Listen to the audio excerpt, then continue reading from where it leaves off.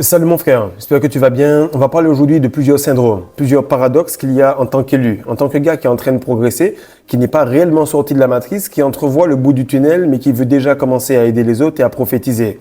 Même dans l'avion, on te dit ferme ta gueule, mets le masque à oxygène, mets tout simplement la boîte de sauvetage et ensuite va aider les autres. On t'a jamais dit que aide les autres et le ciel t'aidera. On t'a dit aide-toi et le ciel t'aidera.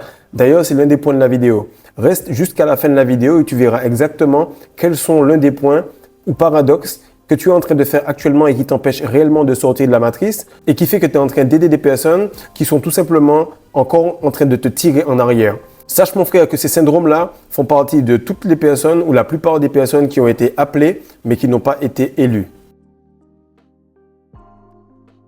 Salut mon frère, j'espère que tu vas bien. Tu vas remarquer que les vidéos que je fais sont extrêmement poussées, très détaillées et que plus tu vas te retenir, plus tu vas progresser, plus tu vas élever ta vibration et plus tu vas comprendre les détails et les subtilités. Pourquoi?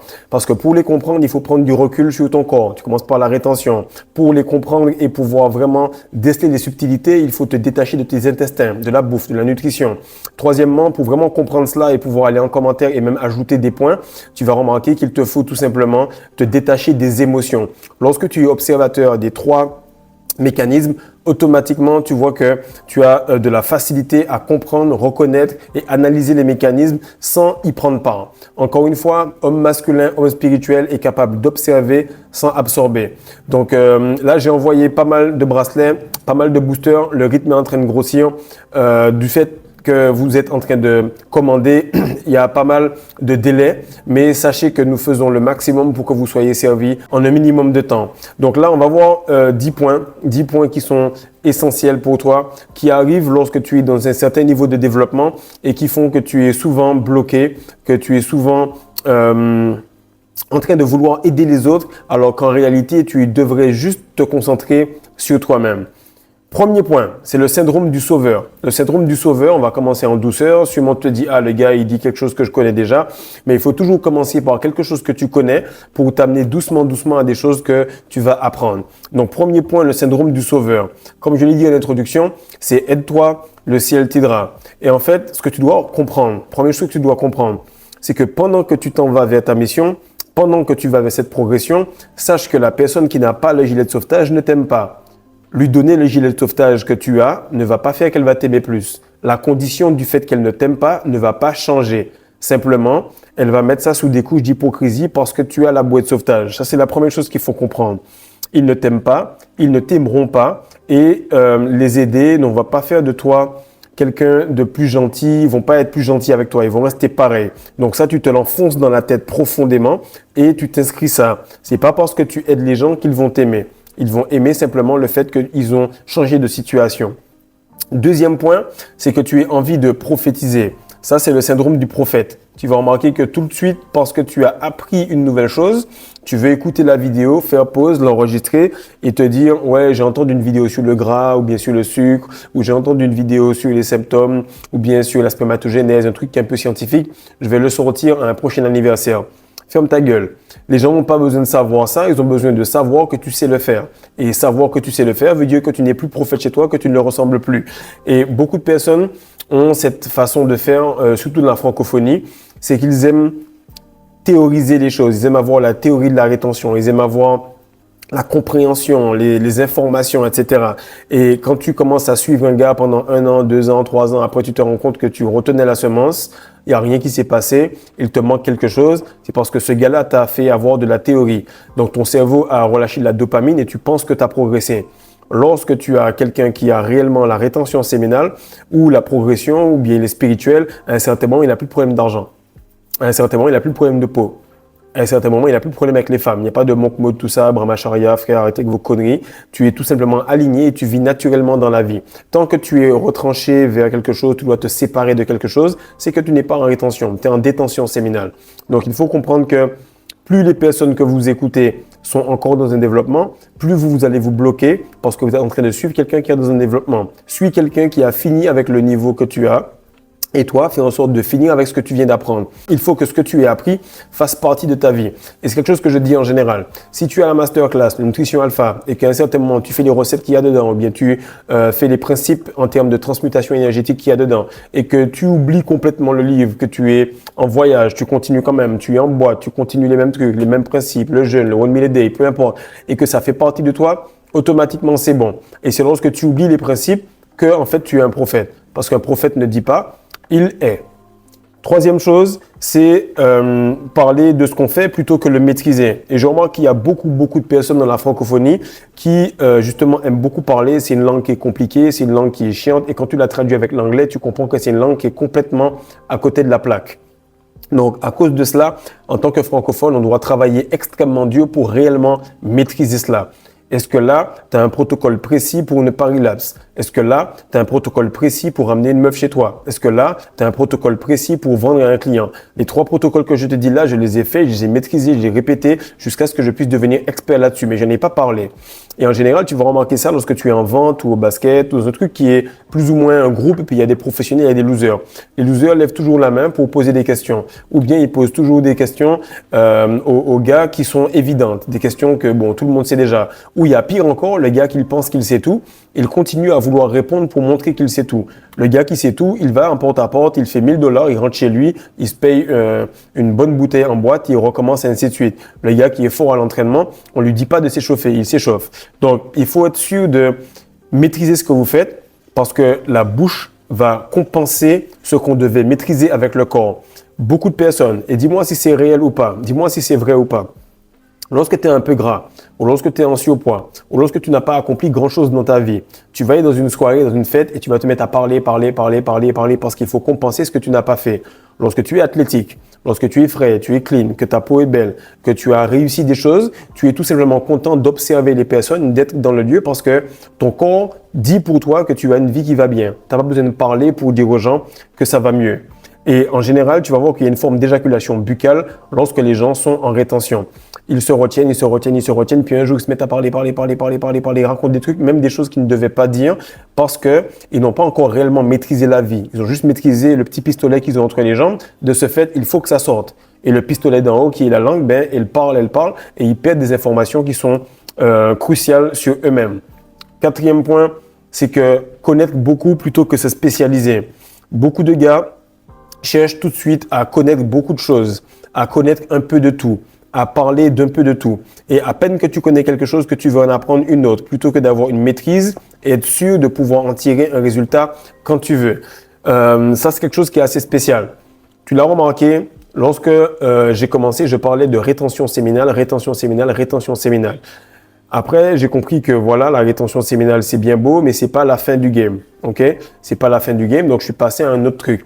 Mais je suis passé à un autre truc lorsque la rétention séminale s'était réglée. Je suis passé à un autre truc. J'ai commencé à faire les thumbnails, les miniatures un peu plus poussées lorsque les vidéos s'étaient ancrées, lorsqu'il y avait une introduction, l'élocution s'est améliorée, etc. Mais il faut pas sauter du coq à l'âne. Chaque fois, tu vois que les gars, ils maîtrisent la première chose. Ensuite, ils vont dupliquer. Mais lorsque tu vas maîtriser la première, c'est celle qui va te permettre d'avoir le flux d'énergie continuel.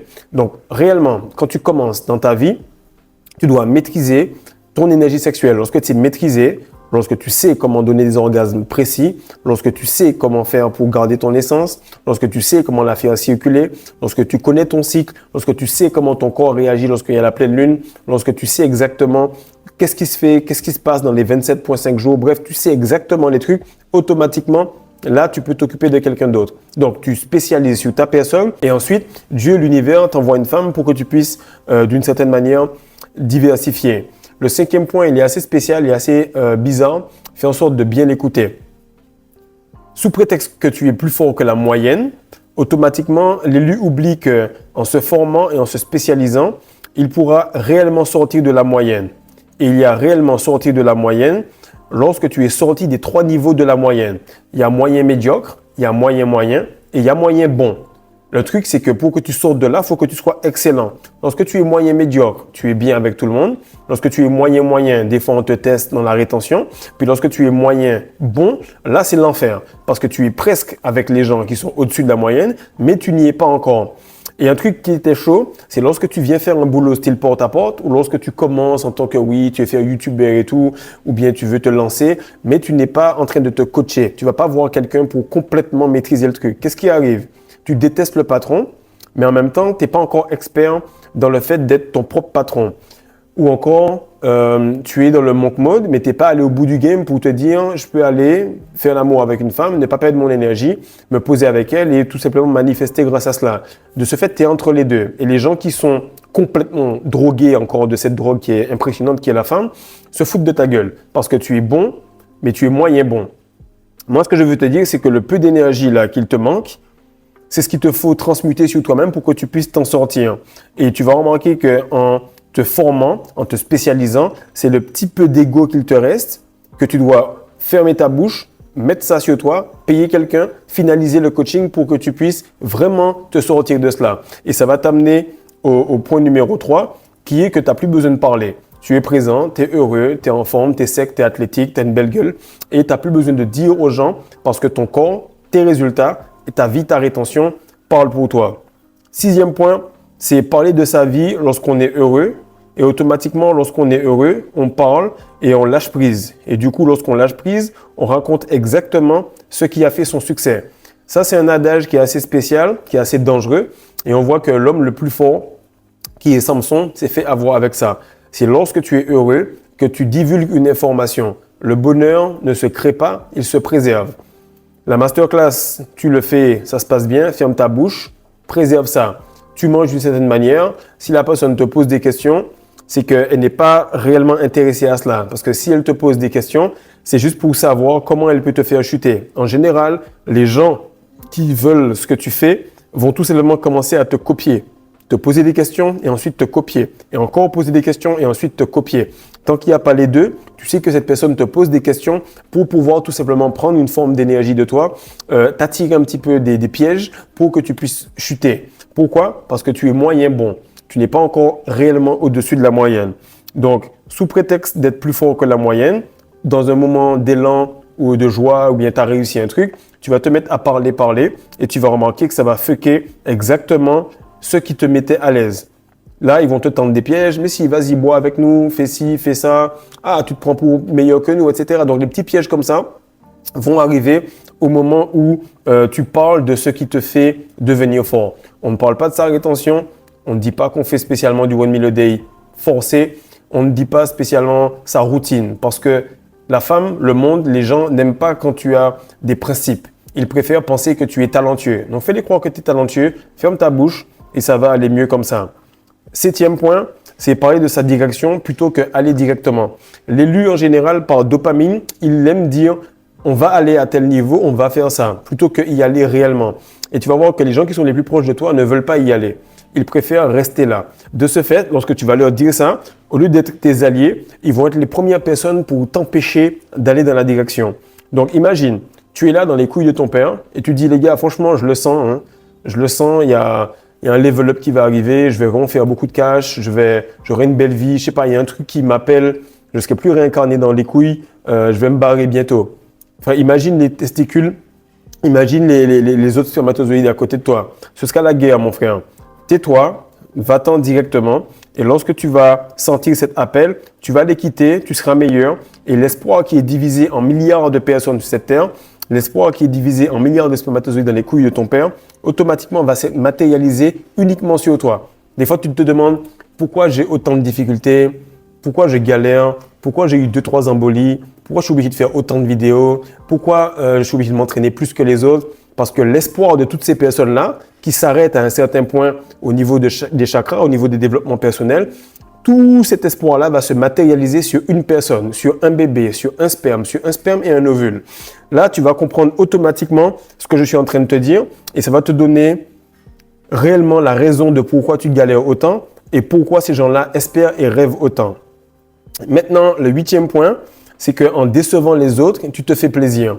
La meilleure phrase, sujet, verbe, complément, c'est juste 3 lettres. Non. Non sans explication. Le bonheur, ce n'est pas quelque chose qu'on ajoute, comme je disais, c'est quelque chose qu'on préserve, comme la semence. Rendre service donne mal au dos. Ça, c'est un proverbe créole martiniquais. Rendre service aux gens donne mal au dos. Je me rappelle, c'était justement au moment où je faisais l'embolie. Je commençais à travailler. Vous vous rappelez les vidéos où je suis devant, sur le balcon, mais en fait, je suis dans la cuisine rouge. C'est exactement il y a 3 ans, le 4 juin exactement. Je suis là, on m'appelle, ah oui, on est à l'aéroport, viens nous chercher. Ah oui, fais ci, fais ça. Ah oui, fais ci, fais ça. Et moi, je fais les mêmes vidéos qu'auparavant, mais ça me prenait énormément de temps. La connexion était moins bonne, c'est beaucoup plus lent. Bref, les conditions n'étaient pas bonnes. Pourquoi? Parce que j'étais dispersé. Maintenant, tu me demandes un truc, la réponse par défaut, c'est non. Si tu m'appelles, automatiquement, il faut appeler 3 fois parce que c'est en ne pas déranger. Pourquoi? Parce que tu dois préserver ton bonheur.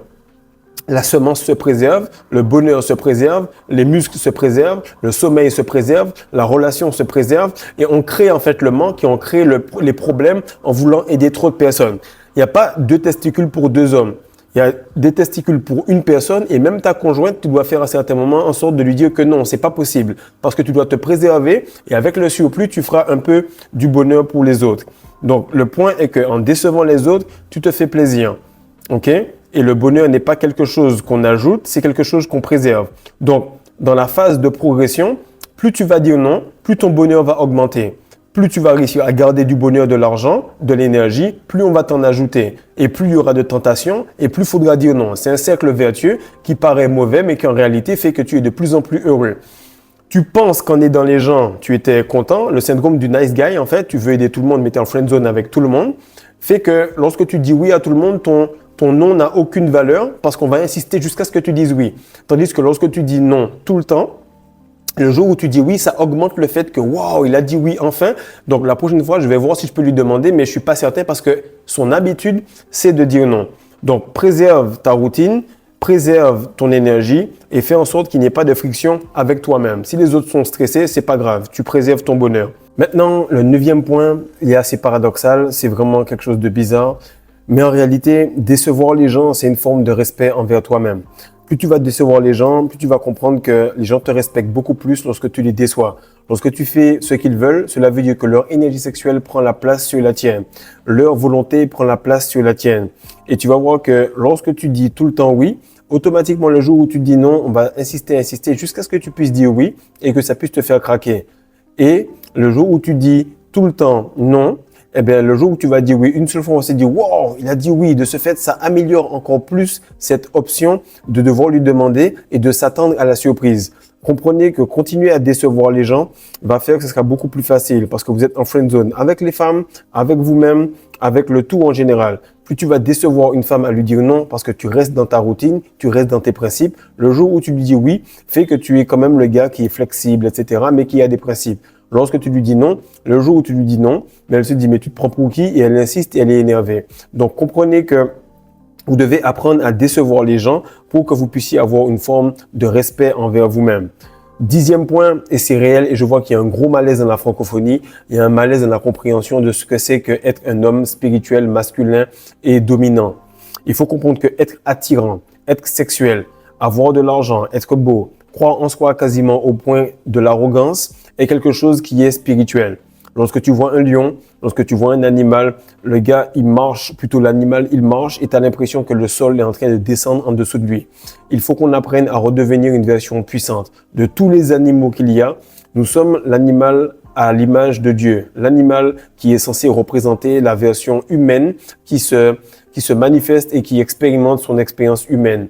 Donc là, lorsque tu vois cela, tu te dis que tu es la version puissante, la version belle, la version forte et que tu es tout le temps en train de chercher à avoir cette monogamie, cette monotonie, ce monk mode, cette manière humble. Non, il faut qu'on mette les choses à l'endroit. Et à l'endroit, c'est que tu sais que tu es bon. Donc, ça exude une forme de confiance, une forme de puissance. Oui, c'est paradoxal. Oui, c'est un syndrome d'élu. Mais en général, je n'ai jamais vu un champion être humble. Il est simplement arrogant avant, mais en réalité, c'est cette forme d'arrogance qui fait qu'il est devenu élu et qu'il sait qu'il est sur le bon chemin. Donc, prenez-le comme vous le voulez. Je vais sûrement voir encore des commentaires des hommes faibles, des gars faibles qui vont me dire que oui, non, l'arrogance, c'est pas bon, etc. Mais bon, continuez à expliquer l'arrogance et nous, on aura des résultats. Donc, partage ça, mon frère, like, abonne-toi, fais en sorte de continuer à comprendre et à écouter ce genre de vidéos-là pour que tu puisses incarner la meilleure version de toi-même. La meilleure version de toi-même, elle a compris ces 10 points, applique ces 10 points et les fait tout simplement comme si c'était son rythme normal, son rythme de croisière. Peace.